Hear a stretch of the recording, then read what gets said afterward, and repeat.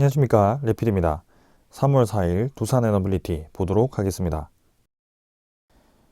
증시 먼저 보겠습니다. 코스피 0.17% 상승했고요. 코스닥은 1.9%, 거의 2% 가까이 상승하면서 800포인트를 넘어섰습니다. 자, 코스피보다 확실히 코스닥이 힘이 실리는 모습이고요.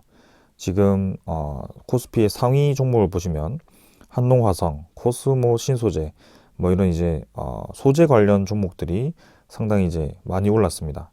특히 코스피와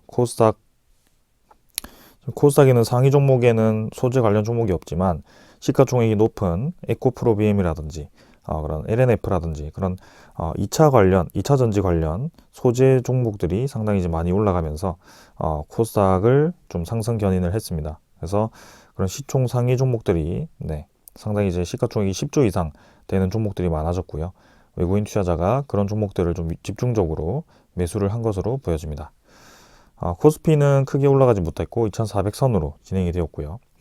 차트를 한번 보게 되면은 여전히 이제 교착 상태입니다. 그래서 2500선 아래 2400선 수준에서 지금 주가가 꽤나 오랫동안 횡보를 하고 있는 모습이고요.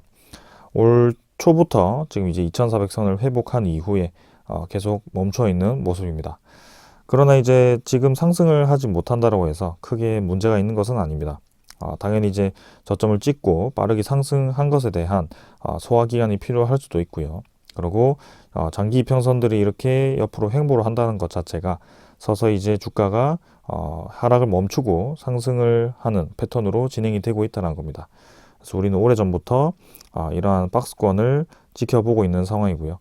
월봉이 얼마나 횡보를 할지는 사실 정확하게 알 수는 없지만 결국에는 고점, 저점은 이미 확인을 한 상황이기 때문에 지금 다음 사이클이 왔을 때는 상승으로 갈 확률이 높아졌습니다. 그러나 그 상승이 지금 바로 다음 달 혹은 이번 달에 시작이 되어야 된다라는 상황은 아닙니다. 아직까지도 금리 인상에 대한 피크는 끝나진 않았고요. 그리고 그 우크라이나 러시아 전쟁이 아직까지 변수로 남아있기 때문에 조금 차분히 지켜볼 필요는 있겠지만 확실히 올라갈 수 있는 그런 확률은 점점 높아지고 있습니다. 그래서 여기서 우리가 주목할 것은 2500선 상단 그리고 하단 이렇게 왔다 갔다 하는 종목 사이에서 이제 우리가 기회가 온다면 매수를 할 수 있는 기회를 가질 수 있고 아니면 올라간다면 이제 올라가는 걸 지켜보았다가 서서히 이제 비중을 줄여가는 것도 전략 중에 하나라고 볼 수 있겠습니다. 그래서 일단 한번 지켜보도록 하고요. 투자 수급은 지금 금액적으로는 기관 투자자가 300억 정도 매수했고요. 외국인 투자자는 900억 정도 매도를 했습니다. 그래서 3월 2일에 좀 매수했던 것을 크게 이어가지 않고 900억 정도 매도를 했고요. 오늘은 코스피 수급은 크게 변화는 없었습니다. 오히려 이제 코스닥이 좀 더 힘을 많이 받았고요.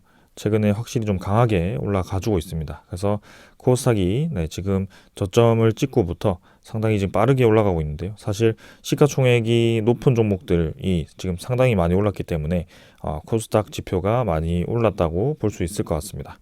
그래서 전반적인 종목들이 다 같이 올라간 것이 아니고 특정 종목 위주로 좀 많이 올랐기 때문에 코스피가 800포인트를 갔더라도 생각보다 오르지 못한 종목들도 많을 것으로 보여집니다. 그러나 추세 자체는 확실히 이제 상승으로 좀 돌려섰고요. 코스닥이 이렇게 점진적으로 점점 올라간다는 것 자체가 관련 기술주라든지 아니면 소재 종목들 주라든지 그런 종목들이 힘을 받고 있다는 것을 뜻합니다. 그래서 지금도 이제 저점을 찍고 다시 올라가는 패턴으로 진행이 되어가고 있는데요. 확실히 분위기는 괜찮습니다. 투자 수금은 이제 외국인 투자자가 2,400억 매수했고요. 기관 투자자는 꾸준히 매도를 하고 있습니다. 외국인 투자자 뭐 크게 최근에는 많이 모아간다라는 느낌보다는 짧게 들어오고 짧게 나가는 모습이다 보니 일단 지켜보겠습니다. 자, 그래서 코스피 코스닥 분위기는 괜찮았습니다. 지금 이제 해외 증시가 좀 조정을 받으면서 코스피도 이제 힘을 조금 못 쓰는 모습이었는데 지금 금요일 나스닥 다우가 좀 올랐습니다. 그래서 나스닥이 또 2% 가까이 올라가면서 장이 또 본격적으로 반등을 할 수 있다라는 그런 신호를 또 보여주었고요. 최근에 인플레이션에 대한 강세로 그런 국채금리 빅스텝 상승에 대해서 좀 시장이 위축되는 모습이었는데 다시 한번 그런 것들을 이겨내고 또 올라가 주었습니다. 그래서 결국에는 뭐 하루 내리고 하루 올라가는 것에 우리가 집중을 할 것이 아니고 결국에는 금리라는 것이 고점에 다가오고 있고 그 고점에 다가올수록 앞으로 이제 금리가 떨어질 수 있는 시간이 점점 다가오고 있다라는 것입니다. 그래서 뭐 실제로 이제 이렇게 이제 금리 퍼센트라고 하고 여기를 이제 시간이라고 합시다. 그래서 코로나가 발생하면서 결국에는 금리가 이렇게 떨어졌고 우리가 전례 없는 그런 저점까지 이 금리가 떨어졌습니다. 그러나 인플레이션이 발생하면서 이제 금리를 올리기 시작했고 그 속도가 점점 빨라졌었죠. 그러면서 시작점보다 많이 올라간 상태인데 거기서 서서히 이제 금리가 줄어들고 있습니다. 상승폭이. 그래서 그 금리가 이제 고점을 향해서 피크를 향해서 다가가고 있는 시점인데요. 지금은 이제 굳이 따지자면 요 시점이 있다라고 말씀을 드리겠습니다. 그래서 여기서는 코로나가 발생했고 여기서는 이제 인플레이션이 상당히 이제 물가가 상승률이 상당히 많이 올라간 그런 시기였죠. 그래서 지금 여기가 이제 현재라고 볼 수가 있겠습니다. 네. 자, 그래서 그 앞으로 이제 시간이 뭐 여기서 금리 피크를 찍고 꽤나 이제 시간을 유지를 할 수도 있겠지만 결국에는 금리에 대한 인하 속도가 인하가 진행될 것이고 인하 속도가 뭐 어떻게 될 것인지는 사실 우리가 예상을 할 수 없지만 결국에는 지금은 상당히 높이 올라와 있는 것은 사실입니다. 그래서 금리가 떨어져서 뭐 어디까지 떨어질지도 사실 우리가 분석을 할 수 없습니다. 그러나 결국에는 그 방향으로 갈 것이라는 것은 여러분들도 이제 잘 아실 거고요. 금리가 오르고 내리는 것은 일종의 이제 순리죠. 네, 이런 경기에 대한 흐름이기 때문에 우리가 그거를 거스르기보다는 그 흐름을 있는 그대로 이해를 하고 거기에 대해서 미리미리 예상을 한다라기보다는 미리미리 그 앞에 다가올 수 있는 그 시장에 대비를 하는 것이죠. 네, 그렇게 좀 접근을 하는 것이 좋다라고 말씀을 좀 드리겠습니다. 자, 그래서 원래 하던 대로 계속 진행을 하겠습니다. 자, 그 다음에 이제 환율 한번 살펴보겠습니다. 환율이 이제 1301원이고요. 환율이 좀 급등을 하다가 네, 떨어지기 시작했습니다. 1330원 정도, 20원 정도까지 올라갔다가 결국에는 환율이 좀 떨어지기 시작했고요. 1300원 이상 올라가지 못할 거라고 좀 예상을 했지만 좀 더 강하게 올라갔었습니다. 그러나 결국에는 상승하는 데는 한계가 있고요. 환율은 다시 떨어지는 방향으로 진행이 되어 가고 있습니다. 그래서 여기서 다시 바닥까지 쭉 떨어질 것인지 아니면 1200원 중반 후반에서 횡보를 할 것인지 그거는 뭐 우리가 알 수 없습니다. 그러나 환율도 결국에는 떨어지는 방향으로 점진적으로 떨어지는 방향으로 진행이 되어 갈 것이다라는 것은 우리가 이전 데이터를 보더라도 알 수 있습니다. 네. 그래서 이때도 이제 경기가 상당히 좋지 않아서 금리 인하를 상당히 강하게 했던 때였고요. 지금도 마찬가지였고요. 그래서 그 과정에서 인플레이션이 발생했을 때 금리 인하를 하는 방향으로 다시 다가왔을 때 그 환율이 어떻게 움직여 왔는지를 우리가 이때까지 많이 보아왔습니다. 그래서 그런 것들을 기다리면서 천천히 접근을 하면 좋을 것 같습니다. 자, 그래서 선물 뭐 사실 금요일에 다 진행되었기 때문에 선물은 넘어가도록 하고요. 외환 시장은 사실 마지막까지는 1295원, 1300원 아래로 마무리가 되었습니다. 그래서 조금 더 떨어졌고요. 환율이 점점 다시 떨어지는 방향으로 진행이 되어 가고 있습니다. 자, 그 다음엔 최근에 이제 국채금리가 좀 많이 올라갔었는데요. 국채금리도 다시 고점을 찍고 좀 떨어지고 있고요.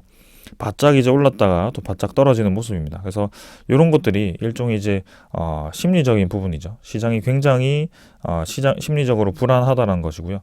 그리고 그 시장을 움직이는 세력이 상당히 지금 왔다 갔다 하면서 갈피를 못 잡고 있는 것 같기도 합니다. 그래서 이런 식으로 수치가 급등을 했다가 급락을 했다가 이렇게 반복을 하고 있는데요.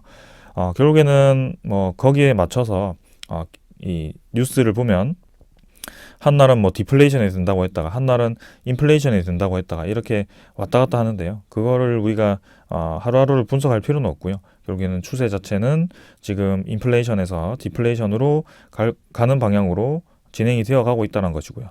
만약에 인플레이션이 좀 더 유지가 되더라도 결국에는 이런 전 세계의 그 은행이라든지 그런 연준이라든지 네, 정부 차원에서 인플레이션을 잡기 위해서 정책을 펼칠 겁니다. 그래서 결국에는 디플레이션 방향으로 진행이 될 것이기 때문에 우리가 거기를 지금 인플레이션이 잠깐 유지가 된다라고 해서 다시 인플레이션을 초점을 잡기보다는 결국엔 다가올 수 있는 디플레이션에 초점을 두고 디플레이션이 다가온다라는 것은 인플레이션 과정에서 이제 올렸던 금리가 다시 떨어질 수 있다라고 말씀을 드릴 수 있겠습니다. 자, 그래서 이 정도로 좀 증시 말씀을 드렸고요. 우리는 서서히 우리가 지켜보는 방향, 그죠? 앞으로의 방향을 기다리면 될 것 같습니다. 자, 종목으로 넘어가도록 하겠습니다. 두산에너빌리티 보겠습니다. 140원 상승해서 16,720원으로 마무리되었고요. 0.84% 상승했습니다. 코스피가 뭐 크게 많이 올라가진 못했는데요. 두산에너빌리티도 마찬가지 1% 내외로 상승했습니다. 장 초반에 이제 좀 하락을 하면서 조정을 받는 듯 하다가 또 이제 저점을 밀어 올리면서 상승세를 또 유지를 했고요. 거래량은 시간의 거래량은 평소보다 조금 많았다라고 할까요? 거의 유사했던 것 같습니다. 그래서 10원 정도 상승해서 16,730원으로 마무리되었네요. 크게 의미 없습니다. 그 다음에 이제 일별 거래량은 548만 주고요. 목요일과 금요일 거의 유사했습니다. 그래서 최근에 200만 주, 300만 주 거래량이 굉장히 작았던 날이 많았기 때문에 사실 500만 주라고 해도 평소 대비 좀 많긴 하지만 전체적으로는 우리가 원하는 거래량만큼은 아닙니다. 그래서 아직까지도 1000만 주 가까이에 되는 그런 거래량이 섣불리 나오지 않고 있고요. 우리가 계속 기다리고 있지만 여전히 지금 거래량을 죽은 채로 박스권 내에 있습니다. 사실 이틀 바짝 올랐고 그리고 최근에 15,000원, 300원 정도죠. 네, 이 정도에서 또 바짝 올리긴 했지만 결국에는 거래량이 올라가지 못하고 그리고 또 이 박스권을 횡보를 시키겠다는 그런 또 세력의 움직임이 나온다면 또다시 이런 식으로 떨어질 수도 있습니다. 그 기점이 이제 저는 17,400원이라고 또 보고 있고요. 지금 이 정도 상승세라면 17,400원은 갈 것으로 보고 있습니다. 최근에 하방 경직도 강하고요. 근데 여기서 이제 다시 한번 떨어뜨릴 수도 있다라는 가능성은 분명히 있습니다. 왜냐하면 분명히 이제 17,400원을 저항으로 잡고 지금 오랫동안 가둬놓고 있고요. 최근에 이 구간에서 많이 매집을 하고 있는 두 세력이 있죠. 외국인 투자자와 그다음에 연기금 투자자입니다. 그래서 이 두 세력이 바로 이제 출발을 시킬 것인지에 대해서는 저희도 알 수가 없습니다. 그러나 분명히 이 구간에서 계속 매수를 하고 있다는 것은 사실이고요. 특히 이제 JP모간, 그다음에 모간서울 두 세력 위주로 좀 매수가 많이 들어와 주고 있습니다. 그래서 그런 것들을 좀 더 살펴봐야 되겠고요. 최근에 이 외국인 투자자가 좀 많이 매수를 하는 것에 대해서는 좋게 보고는 있지만 사실 이전에도 블록딜을 진행하기 전에 JP모간의 매수세가 좀 강했었습니다. 그래서 특정한 또 이제 그런 이슈를 이용하기 위해서 미리 매수를 하는 것인지 아니면 매수를 했다가 이제 특정한 이슈가 나왔던 것인지 그런 것들이 이제 조금 저도 의아하긴 하지만 결국에는 블록딜을 통해서 이 외국인 투자자가 매물을 많이 받았었고요. 이렇게 지분을 올랐던 것을 공매도를 이용해서 그렇게 다시 블록딜 물량을 해소를 하고 그 공매도로 다시 채우면서 또 이제 본래 물량 수준으로 진행이 되었습니다. 그래서 지금은 블록딜에 대한 물량이 거의 다 소화가 되었다라고 우리가 이해를 해도 될 것 같고요. 조만간 이제 17,400원을 도달했을 때 거래량이 나와주면서 올라가는 것인지 아니면 다시 한번 박스권 안으로 진행이 되는 것인지는 더 살펴봐야 될 것 같습니다. 그러나 최근에 코스피에 대한 분위기라든지 그리고 글로벌 증시에 대한 분위기가 사실 이때 블록딜이 터질 때와는 완전히 다르게 지금 상승 전환으로 진행이 되어 가고 있고요. 그리고 두산에너빌리티가 지금 최근에 재무 개선이 많이 되었고 마지막 2022년은 좀 적자로 마무리했지만 그게 실제 장부상 손실이지 실제 이 돈이 없어진 손실이 아니기 때문에 두산에너빌리티 현금성 자산도 꽤 있습니다. 그래서 지금 당장 우리 주주분들에게 다시 한번 손을 벌릴 만한 상황은 아니라고 생각을 하고 있습니다. 네, 그래서 그런 우려하시는 유상증자라든지 그런 소식은 없을 거라고 저는 보고 있고요. 거기에 대해서 앞으로 이제 지금까지 좋은 소식이 많이 나왔음에도 불구하고 눌러왔던 그 주가가 분명히 다시 한번 회복을 하고 좀 올라갈 것으로 예상을 하고 있습니다. 자, 그래서 그렇기 때문에 일단 이번 상승 사이클이 조금 기대가 되고요. 이 다음 주 월요일이죠. 다음 주에 또 시장이 어떻게 흘러가는지에 따라서 또 이 공간이 채워질 것으로 보여집니다. 자, 그래서 천천히 한번 지켜보도록 하겠습니다. 월봉은 뭐 점점 이제 수렴을 해서 딱 올라가기 좋은 패턴으로 만들어지긴 했습니다. 그래서 거래량이 딱 터져주면서 여기서 치고 나가주는 것이 상당히 이제 보기 좋은 그림인데요. 아직까지는 그런 흐름은 나오진 않고 있습니다. 자, 그러나 일단 계속 주목을 해서 지켜보겠습니다. 투자 수급을 보게 되면 기관 투자자가 81만 주를 매수했고요. 외국인 투자자가 27만 주를 매수했습니다. 오늘은 외국인 투자자는 이제 전날 좀 많이 매수를 했는데 기관 투자자가 오늘 이제 많이 매수를 했고요. 특히 기관 투자자 중에는 투신 12만 주 매수를 하면서 최근에 매수세를 계속 이어갔습니다. 그리고 연기금 투자자가 58만 주를 매수하면서 최근 근래 들어서 가장 많은 매수를 해주었습니다. 자, 그래서 공교롭게도 이제 3월 6일이 보호 예수 물량이 풀리는 날입니다. 네, 그래서 유상증자에 대한 신주 상장이 된 지 1년이 지나는 시점이기 때문에 우리사주 보호 예수 물량이 풀리기도 하고요. 대주주 보호 예수 물량도 풀리겠죠. 그러나 대주주 보호 예수는 당연히 매도가 하나도 없을 거고요. 일절 없을 겁니다. 그러나 우리사주 보호 예수 물량이 이제 1000만 주 가까이 되지만 그 중에 나올 수 있는 물량이 저는 크게 많지는 않을 거라고 보고 있습니다. 예를 들어 30% 정도 나온다라고 하더라도 300만 주 채 되지 않습니다. 그렇기 때문에 최근에 이 두산 에너빌리티의 거래량을 보았을 때는 300만 주가 나오더라도 크게 지금 주가가 많이 내려갈 것 같지는 않고요. 그리고 주가를 많이 올리지 않는 선에서 지금 계속 모아가고 있는 이 세력들이 있기 때문에 추후의 움직임을 좀 더 지켜봐야 될 것 같습니다. 그래서 3월 6일 월요일이지만 주가가 어떻게 움직일지는 봐야 되겠지만 큰 무리 없이 진행이 되고 넘어갈 것으로 보여집니다. 자, 그래서 최근에 기관 투자자 확실히 좀 힘을 붙이고 있는데요. 한번 기다려 보겠습니다. 그 다음에 이제 공매도 잔고 한번 확인해 보겠습니다. 자, 두산 에너빌리티 공매도 잔고 금요일은 이제 1080만 주죠. 1080만 주로 마무리가 되었고요. 계속해서 상환이 되어 가고 있습니다. 네, 점점점 이제 공매도 잔고가 줄어들고 있고요. 2월 15일자로 1250만 주 피크를 찍고 지금 이제 1080만 주까지 감소를 한 상황입니다. 일별 공매도 거래량은 계속 유사한 상황이고요. 계속 상환이 되어 가는지 한번 지켜보도록 하겠습니다. 자, 그래서 지금 제가 1개월치를 매일매일 분석을 좀 하고 있지만 6개월치로 좀 조회를 해서 보겠습니다. 자, 6개월치를 조회를 하게 되면은 작년이죠. 네, 작년 11월 1일부터 그죠? 11월 1일부터 10월 말부터 지금 공매도 잔고가 좀 많이 늘었습니다. 그래서 1570만 주까지 증가를 했다가 11월 중순부터 그죠? 11월 중순부터 공매도 잔고가 조금씩 줄어들기 시작합니다. 그래서 11월 중순부터 쭉 떨어져서 결국에는 그 박스권에서 1080만 주까지 감소를 한 상황이고요. 약 이제 한 4,500만 주 정도가 공매도 잔고가 줄어든 상황입니다. 자, 그렇게 이제 이 박스권을 살펴보게 되면요. 11월 1일자였죠. 그때 이제 피크를 한번 찍었습니다. 거래량 한번 터지면서 폴란드 원전에 대한 수주 가능성에 대해서 언급이 되었고요. 그런 상황에서 이 주가가 확 올랐다가 또 그 다음 날에 수주가 아니다. 그냥 ROI 체결이다. 그래서 단순히 법적 구속력이 없는 체결이다라는 소식을 내면서 또 이제 주가를 뚝 떨어뜨렸다가 또 그 다음날에 주가를 쭉 올립니다. 그래서 그런 과정 속에서 공매도 잔고가 상당히 이제 많이 늘어난 상황이었는데요. 그 다음이 이제 이 박스권이 시작됩니다.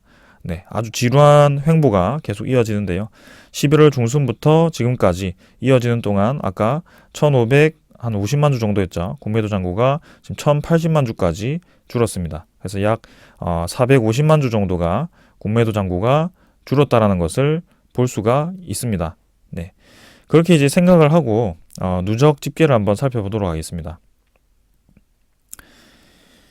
자, 누적 집계는요. 아까 11월 중순이었죠. 11월 9일부터 한번 살펴보도록 하겠습니다. 11월 9일, 네. 그래서 누적 집계를 하게 되면은, 죄송합니다. 2021년으로 잡혔네요. 그래서 하게 되면은 지금 이제 900만 주 정도가 매수가 잡혀 있습니다. 940만 주네요. 그래서 이 중에 거의 절반 정도를 공매도 상환하면서 플러스가 됐을 확률이 있고요. 그거 말고도 지금 이제 외국인 투자자가 상당히 많이 매수를 했다는 것을 알 수가 있습니다. 그리고 기관 투자자 합계도 520만 주입니다. 그만큼 이제 집중적으로 매수를 했다는 것을 알 수가 있고요. 투신이 이제 130만 주를 매수했고요. 보험도 30만 주. 그 다음에 주로 많이 매수한 세력이 당연히 연기금 투자자죠. 450만 주를 이 박스권에서 매수를 했습니다. 그래서 기관 투자자, 외국인 투자자가 주가가 좀 올라가면 떨어지고 좀 올라가고 떨어지고 이러는 과정에서 결국에는 계속 매수를 해왔다는 것이고요.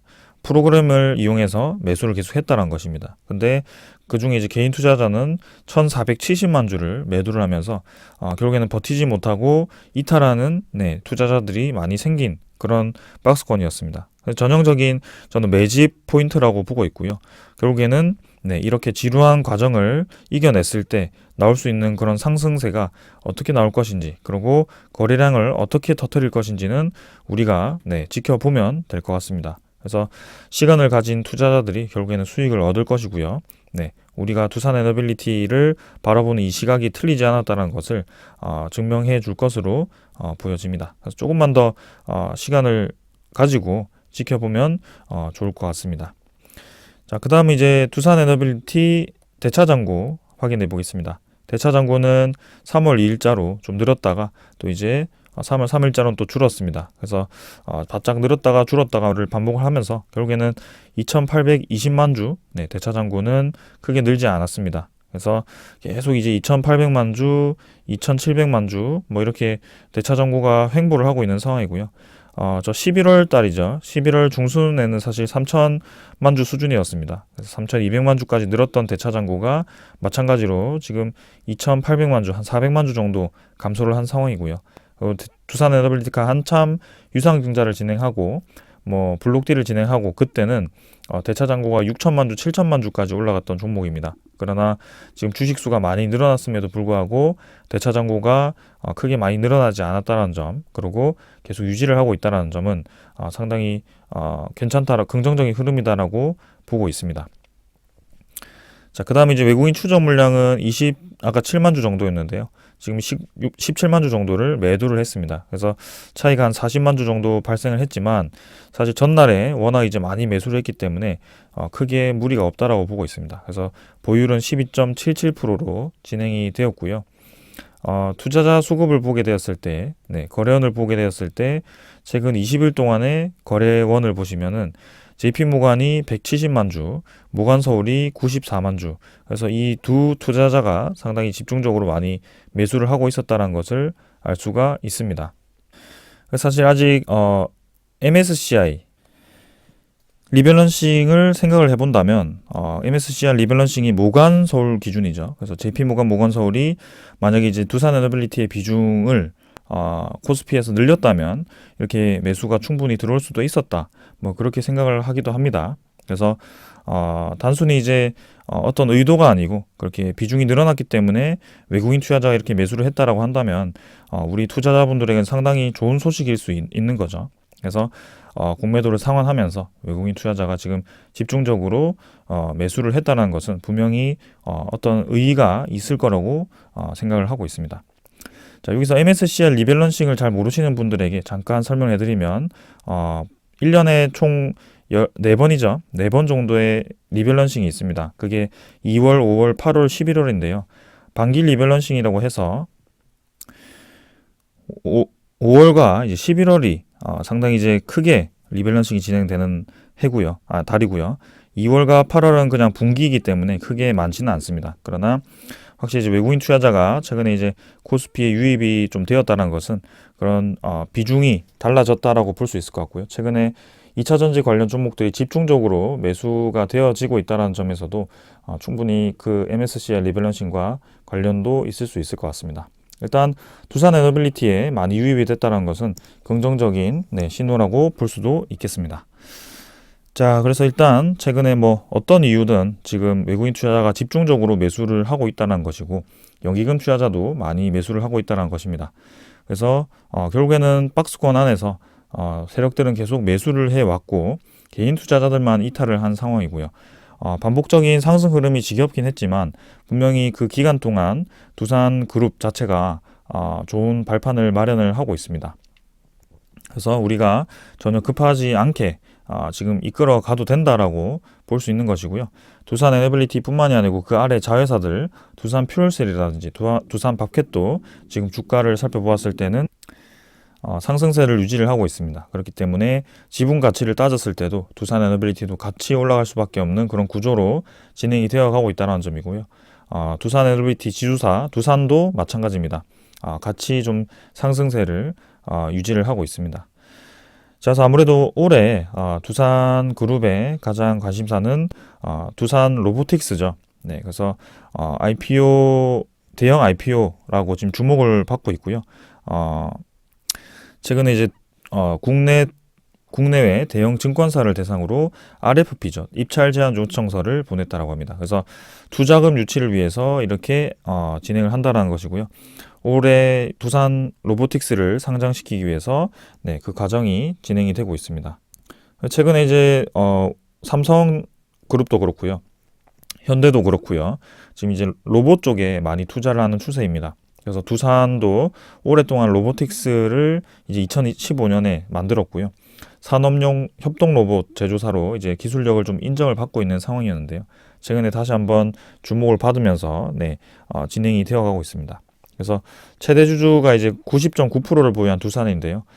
두산 에너빌리티와는 뭐 직접적인 관련이 없을 수도 있겠지만 두산 그룹 자체에 지금 다시 한번 계열사가 점점 늘어나고 있다는 점에서 상당히 좀 의의가 있다라고 보고 있습니다. 그래서 두산 테스나 반도체도 껴있고 두산 로보틱스도 그렇고요. 지금 수소 관련 종목들도 같이 있습니다.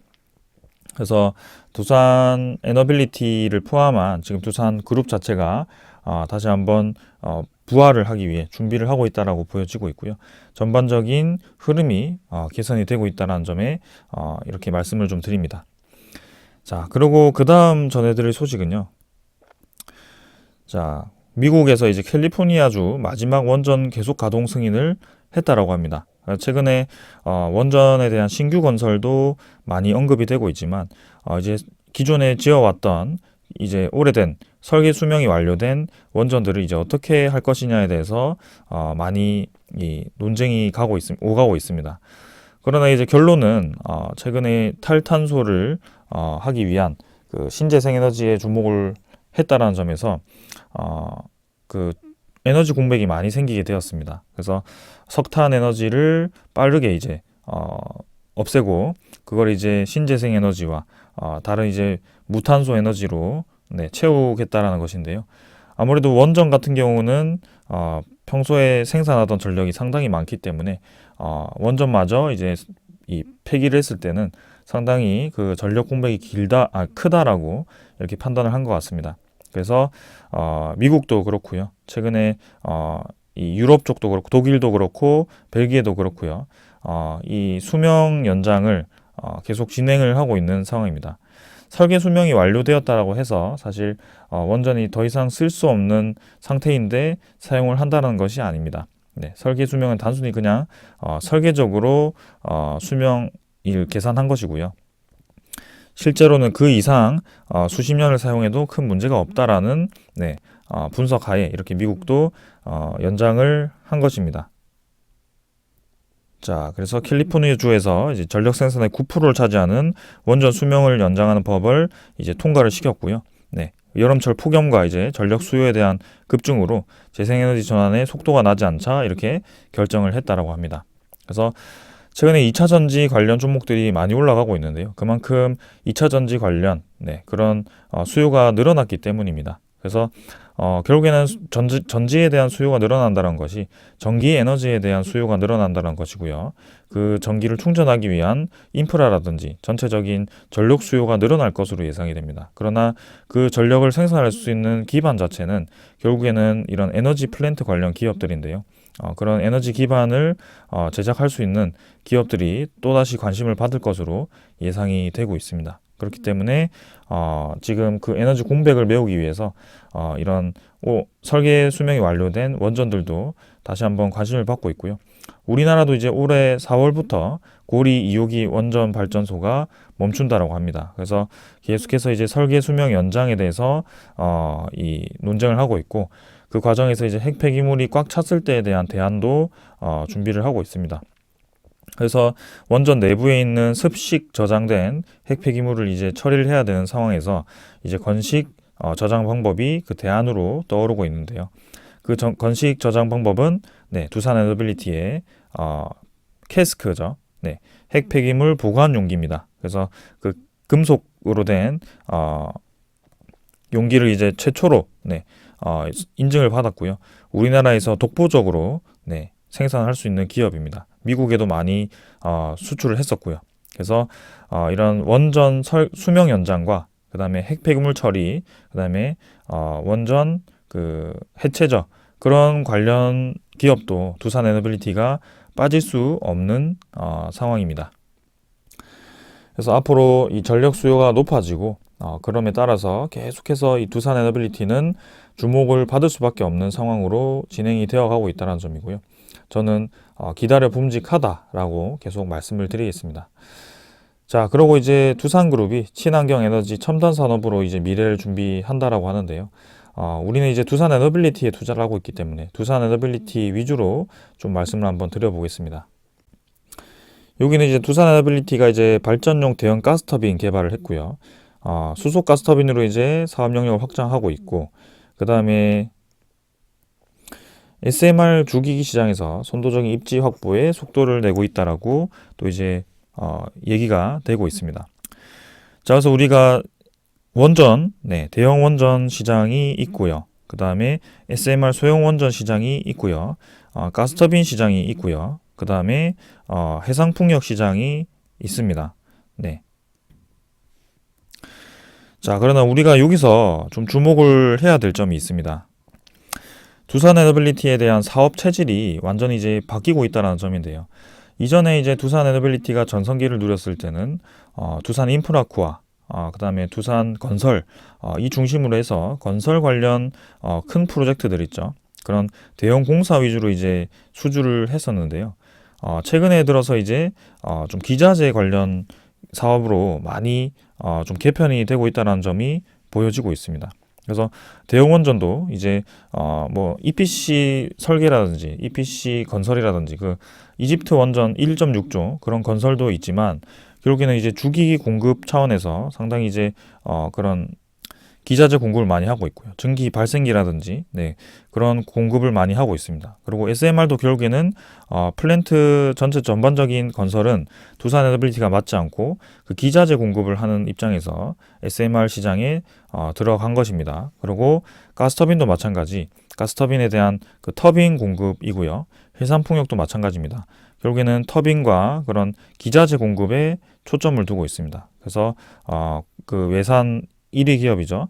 지멘스 가메사와 이제 협력을 할 수 있었던 것도 우리나라 해상풍력 시장에 그 기자재 공급을 할 수 있는 또 두산 에너빌리티와 같은 큰 기업과 이제 그렇게 협력을 할 수 있는 거고요. 그리고 이 기자재 공급을 하고 나서 이제 유지 보수라든지 그런 서비스 관련 사업 영향을 또 넓히고 있습니다. 그래서 기존에는 이제 큰 프로젝트, 건설 프로젝트를 했기 때문에 사실 수익성도 좀 떨어지고 그런 부분도 있었습니다. 그리고 건설 대금을 받기 위해서 오랜 시간이 걸리는 그런 과정이 좀 있었지만, 최근에는 이 기자재 관련 그리고 서비스 관련 사업으로 지금 개편을 많이 했기 때문에 결국에는 수익성도 좋아질 것으로 보여지고 있고요.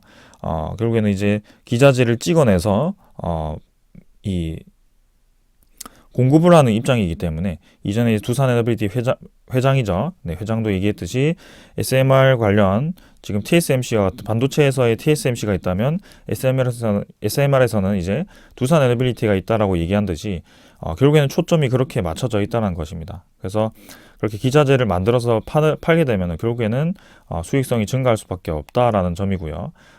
이 건설 시장이라든지 그런 시장의 이 변동성에 좀 무뎌질 수 있는 그런 기초 체력이 길러진다는 것입니다. 유지보수 서비스가 있기 때문이죠. 그래서 상당히 저는 기업적으로 지금 체질이 많이 개선되었다라고 보여지고 앞으로 다가올 수 있는 그런 재무적인 위기가 지금 많이 이 사업성 체질 변화로 인해서 많이 좋아질 것으로 좀 예상이 되고 있습니다. 자, 그래서 다가올 수 있는 제2전성기를 좀 같이 보았으면 좋겠고요.